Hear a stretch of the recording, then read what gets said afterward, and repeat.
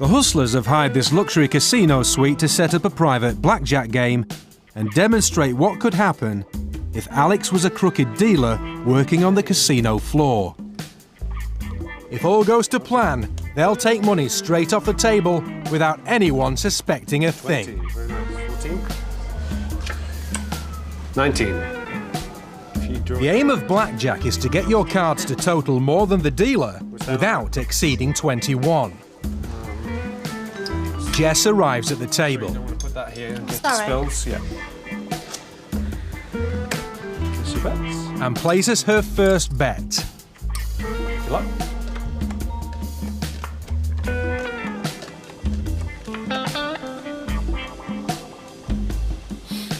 She's got 19. 16. Alex busts, and so all the players get paid. Since Jess arrived at the table, only one hand of blackjack has been played. But already Alex and Jess are up by $100 each, and that's not including her winnings. So what have they been doing? There's many ways a crooked dealer can cheat in a casino. One of my favorites is stealing straight from the tray. That's picking up chips and literally stuffing them in their pockets. I'll show you how this would work during gameplay. Let's say we're doing a handheld game, the cards are being dealt face down, and the action of turning over the cards over here in order to pay out that 19, I'm taking some chips out of the tray. So I'm paying this. Up till now I haven't done anything. These chips have to go back here. I have to pick up a different denomination chip. As I'm turning these over, a chip gets palmed into my hand. Now I've got perfect cover from the sky cam above and from the other players because my hand moves, crosses my body, and I steal a chip. So now everything is as it should be. Remember, I've got a high value chip palmed in my hand. I'm ready to deal. I signal Jess to come over. She comes to the table, puts her glass quite near the center of the table. I say, "I'm sorry, miss, you can't have glasses close to the cards." Oh, sorry, you don't want to put that here. It spills. Keep a close eye on the orange juice and you'll see the chips swirl around in the bottom of the glass. There's another way to steal off the chip tray. It goes like this. In the action of turning over this player's hand, I managed to steal one of the high-valued chips and hide it underneath the deck. Even from the eye in the sky, there's nothing to be seen. The move is completely covered. All I've got to do is just stand back and tilt the deck towards myself, and the chip drops straight into the apron. It only takes a second, and Alex is $100 up. Now, of course, you can repeat this over and over again. You don't want to do it too many times, because it might be a bit obvious. Nobody takes a card. Ball goes over 21, busting his hand, and pays up. That's Jess up $200.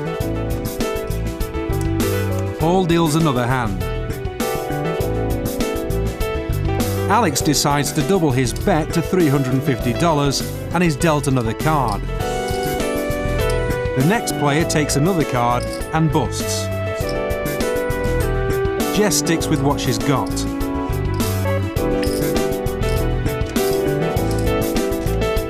Paul busts again with 22 and pays off Alex and Jess. They're making a tidy profit, but of course, it's not just luck. This is a typical scam. It's called flashing the whole card. So as I'm dealing to other players at the table, I have a player sitting here who's my partner. So I want to flash to him this card before it goes underneath here. So what I do is I take it as I just press up with the finger. It wobbles the card just a little bit so he can see exactly what that card is. 2 clubs. Exactly. Now he can see that in the second it takes to place it underneath. Now, in some places, they vary the procedure. This first card is dealt face down and isn't turned face up until after all the cards are dealt. So in this case, Alex might sit over here. And when he's over there, it's exactly the same thing. As I flip this over, I just lift it high enough for him to see that index. And then it's placed underneath like this. And he gets all the information he needs to play his hand the best way he can. So Jess is sat to Paul's right and Alex to his left. In real time, the flash to Jess was that quick. It only takes a second. She sees this 3 and plays her hand accordingly. And when the card is flashed to Alex, he spots it just as quickly and doubles his bet, knowing he's odds on for a wallet-busting win. Both the other players beat the dealer and Paul pays them off. Alex asks for change and hands over a $100 chip. Paul breaks it down into $25 chips and passes them back to Alex.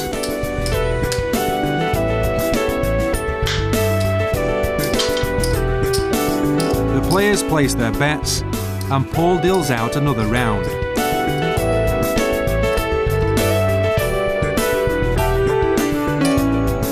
Everybody stands on the hands they have, and Paul wins with 20. Even though Alex has lost 2 hands in a row, he's actually up over $300. And here's how. We're about to show you the Rolls-Royce of dealer scams. This is a scam that has literally taken millions from casinos around the world before it was discovered. And it's incredibly clever. It requires a player and a dealer to make this work. You have a stack of $5 chips. This is the Trojan horse inside the casino.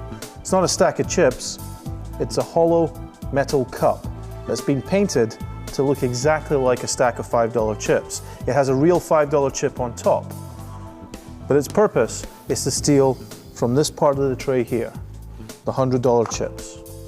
This is what happens. First of all, your partner needs to make a bet. Care to make a bet, Alex? Oh yes, why not? Here we go, I'll bet that. Okay. It really gets interesting when Alex loses. If he loses, his cards are placed away, his bet is taken, and as I'm moving the chips around, I'll move it back into the tray here. It touches the $100 tray for just a second, but when it does, it fills up with $100 chips.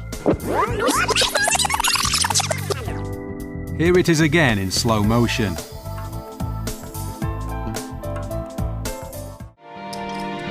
They've been playing for 15 minutes. On the final hand from the dealer's shoe, all the players get lucky. Alex busts his hand and pays out the winnings. It's now time for Alex the dealer to shuffle the cards.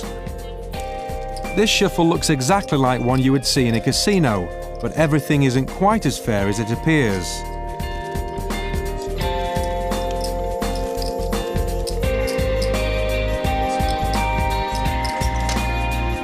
Once Alex has worked his way through all the cards, he offers them to Paul for the cut.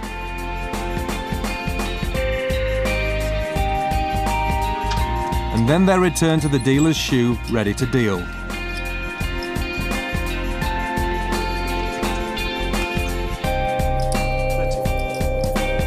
The 2 other players take another card. 19, are you sure?